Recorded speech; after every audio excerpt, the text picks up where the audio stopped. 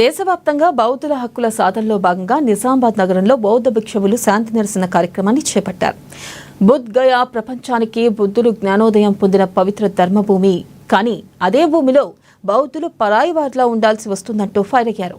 గయాలో బుద్ధుని జ్ఞానోదయం స్థలమైన మహాబోధి మహావిహార్ను పూర్తిగా బౌద్ధుల నియంత్రణలోకి తీసుకురావాలనే లక్ష్యంతో దేశవ్యాప్తంగా బౌద్ధులు ఉద్యమం చేస్తున్నామన్నారు. బీహార్ ప్రభుత్వం రూపొందించిన బీటీ చట్టం బుద్ధిస్టును కించపరిచే విధంగా ఉందని వారన్నారు.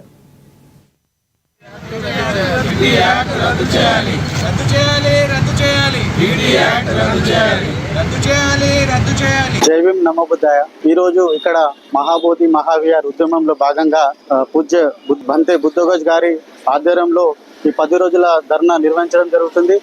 ప్రస్తుత సమయంలో భారతదేశం మొత్తం మీద ఈ ధర్నాలు జరుగుతున్నాయి. ఈ ధర్నాలు జరగడానికి ముఖ్య కారణం ఏదైతే మహాబోధి బౌద్ధుల యొక్క పవిత్రమైన టెంపుల్ ఉందో ఆ టెంపుల్ ని బౌద్ధులకు కాకుండా బౌద్ధేతర వ్యక్తుల చేతిలో ఉంది.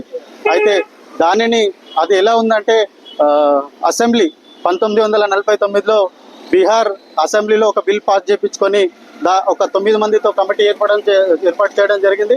ఆ కమిటీలో నలుగురు బౌద్ధులు కానివారు, అలాగే ఆ గయా ఒక డిస్ట్రిక్ట్ మెజిస్ట్రేట్ అప్పటి నుండి ఇప్పటిదాకా బౌద్ధ ఇతరులకే ఇవ్వడం జరుగుతుంది. అందువల్ల ఆ బౌద్ధ గయాలో ఏదైతే బుద్ధుని యొక్క ఐడియాలజీ ప్రకారంగా నిర్వహించిన కొన్ని కార్యక్రమాలు కాకుండా వేరే విధంగా జరుగుతున్నాయి. దాన్ని అడ్డుకోవడానికి ఆ కమిటీలో బౌద్ధుల సంఖ్య అనేది మెజారిటీకి తక్కువ పడుతుంది.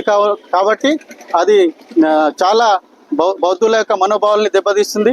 అందుకే ధర్నా ముఖ్య ఉద్దేశం ఏంటంటే ఆ బీటీ యాక్ట్ అంటే 1949లో ఏదైతే బీటీ యాక్ట్ అమలైందో, అయితే మన రాజ్యాంగం అమలైన తర్వాత ఆ పాత చట్టాలు ఎగిరిపోవాలి. ఆ పాత చట్టాలు అనేది కంటిన్యూ చేయొద్దు. కానీ బీహార్ ప్రభుత్వం ఇప్పటికీ అదే చట్టాన్ని అమలు పరుస్తుంది. అంటే ఇంతటి అన్యాయం అంటే భారతదేశంలో ఉన్న యాదాద్రి భువనగిరి జిల్లా ఆలేరులో అఖిలపక్ష